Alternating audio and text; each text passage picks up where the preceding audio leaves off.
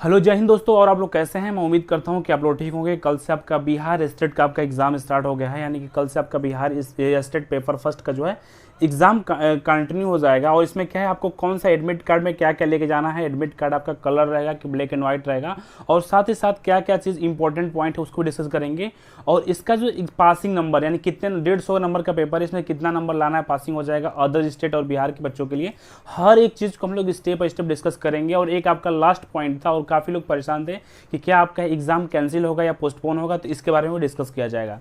तो first of all हम आपको बता देते हैं कि जो यस्टरडे आपका एग्जाम है इसको 2 पार्ट में कंडक्ट कराया जा रहा है। इसको 2 पार्ट में कंडक्ट कराया जाए। पहला आपका ये है, पहला पॉइंट आपका ये है आपका पेपर फर्स्ट।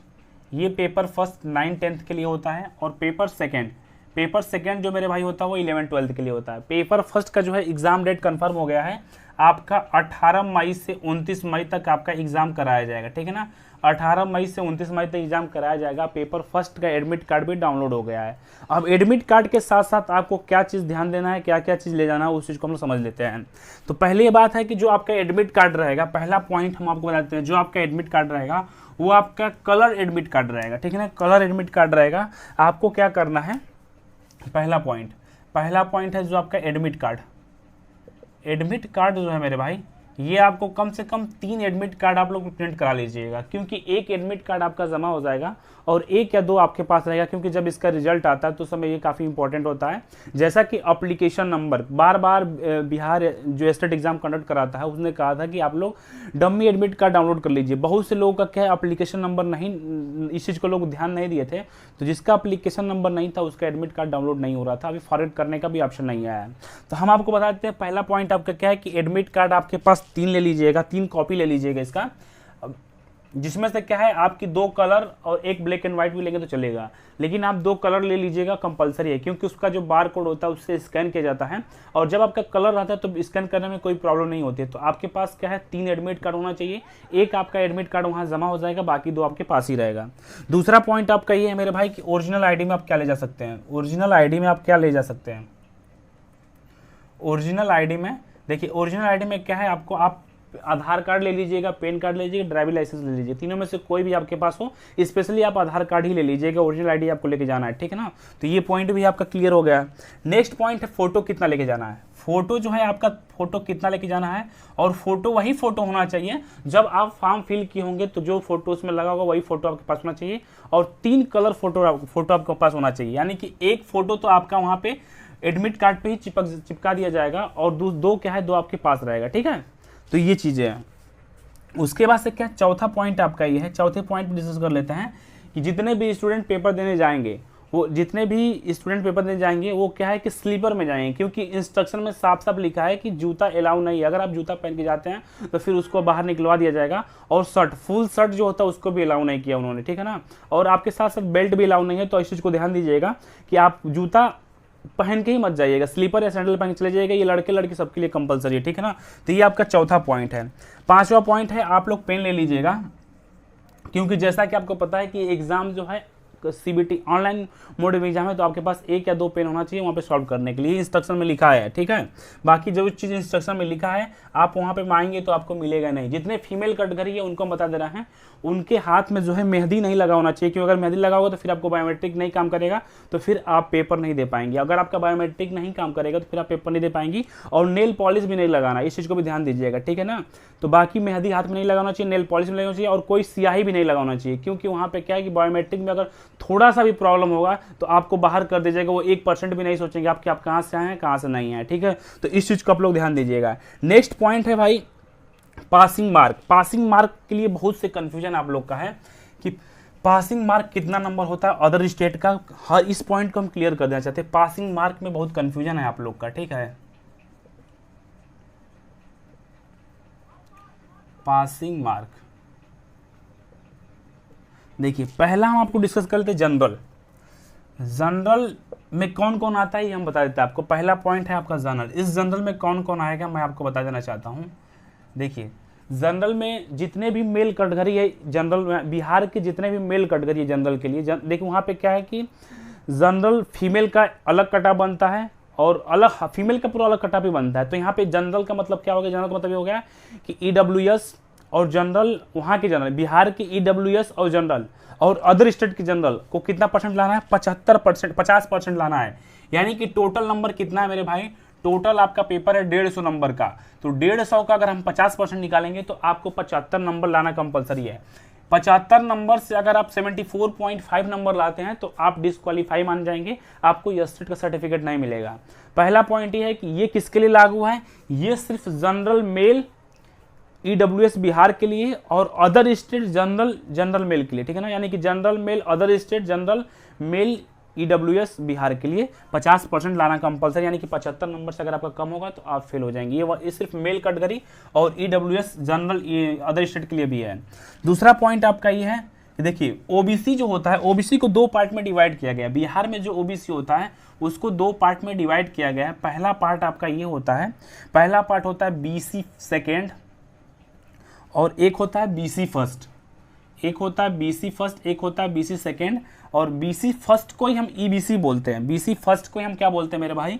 ईबीसी बोलते हैं, ईबीसी बोलते हैं, ठीक है ना। बीसी फर्स्ट को ही हम लोग ईबीसी बोलते हैं, कट नहीं रहा है, ईबीसी बोलते हैं। और दूसरा क्या है? बीसी सेकेंड को हम लोग क्या बोलते हैं? पिछड़ा वर्ग बोलते हैं, पिछड़ा वर्ग, ठीक है। ये पिछड़ा वर्ग हो जाएगा और ये अति पिछड़ा वर्ग हो जाएगा, ठीक है। अति पिछड़ा वर्ग हो जाएगा, ठीक है, अति पिछड़ा वर्ग। तो यहां से आप इस चीज को समझ लीजिएगा कि जो बिहार का ओबीसी होता है उसको 2 पार्ट में डिवाइड किया गया। पहला होता है पिछड़ा वर्ग, दूसरा होता है अति पिछड़ा वर्ग। अब हम बात करते हैं ईबीसी। ईबीसी का मतलब ये होता है अति पिछड़ा वर्ग को कितना परसेंट चाहिए? अति पिछड़ा वर्ग को चाहिए 45.5%, यानी कि 150 का 45.5% का मतलब क्या हो जाएगा? 68.25 नंबर से अगर कम आपका होता है तो आपको डिस्क्वालीफाई माना जाएगा। दूसरा पॉइंट आपका ये है कि बीसी सेकेंड। बीसी सेकेंड का मतलब कि पिछड़ा वर्ग, इसको कितना चाहिए? इसको चाहिए 42.5%। 42.5% का मतलब क्या हो जाएगा? 63.75% है। ये किसके लिए? ये ओनली मेल के लिए है, फीमेल के लिए नहीं है। जितने मेल कैटेगरी है उनके लिए ईबीसी का क्या है? 45.5% होना चाहिए, यानी कि 68.25 नंबर होना चाहिए। और बीसी सेकेंड का मतलब होता है अति पिछड़ा वर्ग, यानी पिछड़ा वर्ग जो होता है आपका 42.5% 63.75% होना चाहिए। उसके बाद से क्या है? अगर कोई एससी कैटेगरी से बिलोंग करता है, एससी और एसटी कैटेगरी से कोई बिलोंग करता है, सॉरी एससी एसटी कैटेगरी से कोई बिलोंग करता है तो उसको कितना है? 40% लाना है। 150 का 40% का मतलब जानते हैं कितना हुआ? 60 नंबर आपको लाना कंपलसरी है। अगर आप 60 नंबर लाएंगे तो आप पास माने जाएंगे। उसके बाद से अगर कोई विकलांग है तो उसको कितना लाना है? उसको 40% लाना है, यानी कि 60% लाना है। ये तो आपका हो गया। अब हम जो पॉइंट बताने जाना चाहते हैं वो बताने वाले हैं, उसको आप लोग ध्यान से समझिएगा। जैसे मान लीजिए जितने भी फीमेल कैटेगरी हैं, फीमेल कैटेगरी क्या होता है? अदर स्टेट, उसके बाद से क्या है? EBC, BC second, SC ST और विकलांग, ठीक है ना, विकलांग।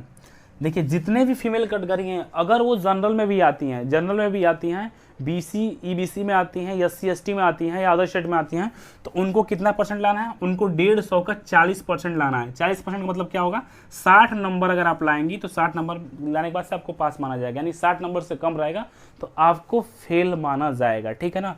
तो ये आपका पूरा कंप्लीट इन्फॉर्मेशन है। पासिंग मार्क को लेकर आपको बहुत कन्फ्यूजन था, मैं फिर से रिपीट कर देता हूँ कि अगर आप जनरल से बिलोंग करते हैं, अगर बिहार के जनरल और ईडब्ल्यूएस से बिलोंग करते हैं या अदर स्टेट के जनरल से बिलोंग करते हैं, ओनली मेल कैटेगरी के लिए 75 नंबर लाना कंपलसरी है।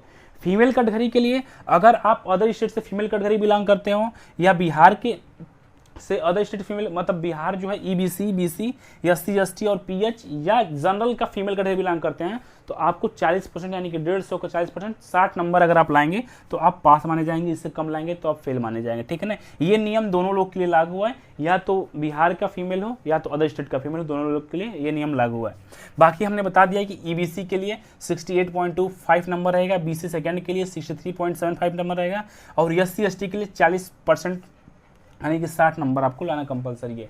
तो ये आपका कंप्लीट इन्फॉर्मेशन हो गया। एक लास्ट पॉइंट पे हम लोग डिस्कस कर लेते हैं, और ये काफ़ी कंफ्यूजन है पॉइंट आपका कि ये काफ़ी मतलब काफ़ी 1-2 दिन से काफ़ी वायरल भी चल रहा है कि क्या ये पेपर कैंसिल हो सकता है, क्या कैंसिल हो सकता है।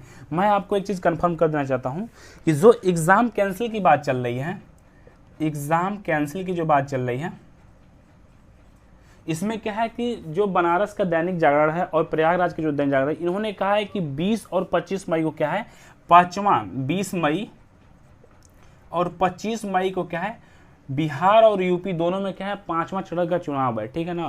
तो इसके लिए ये कहा जाता है कि हो सकता है कि बिहार स्टेट की तरफ से एक मतलब प्रस्तावना दिया गया है कि क्या इसको कैंसिल करा दिया जाए चुनाव की वजह से, बस। बट ऐसा कोई अभी ऑफिशियल नोटिस नहीं आई है कि आपका एग्ज़ाम कैंसिल हो जाएगा, ठीक है ना। तो आपका एग्ज़ाम कैंसिल होने की कोई संभावना नहीं है। आपका एग्ज़ाम जिस टाइम पे दिया गया, जिसका एडमिट कार्ड आ गया उसी पे आएगा। बस ये एक तरीके का प्रस्तावना था, दैनिक जागरण की तरफ से था, बनारस और इलाहाबाद का था कि पाँचवां और छठवां चरण का जो चुनाव है आपका 20 और 25 मई को है और आपका 18 से 29 मई तक आपका एग्जाम है। तो इसको टालने के संदर्भ में एक पत्र लिखा गया था, जिसकी वजह से अभी कोई ऑफिशियल नोटिस बिहार की तरफ से नहीं आई है और आपका एग्जाम कल से स्टार्ट है। बाकी हमने जो आपको इंपॉर्टेंट पॉइंट बताया उसको आप लोग ध्यान दीजिएगा। और किसी स्टूडेंट को किसी प्रकार की कोई डाउट होता है, कोई कंफ्यूजन होता है, तो मेरे यूट्यूब के डिस्क्रिप्शन में टेलीग्राम चैनल है, व्हाट्सअप नंबर है, आप वहाँ से कॉन्टैक्ट कर सकते हैं। मिलते हैं आप लोग को नेक्स्ट अपडेट में। धन्यवाद, जय हिंद। अगर आपको ये वीडियो पसंद है तो अपने ग्रुप में शेयर करिएगा। धन्यवाद, जय हिंद।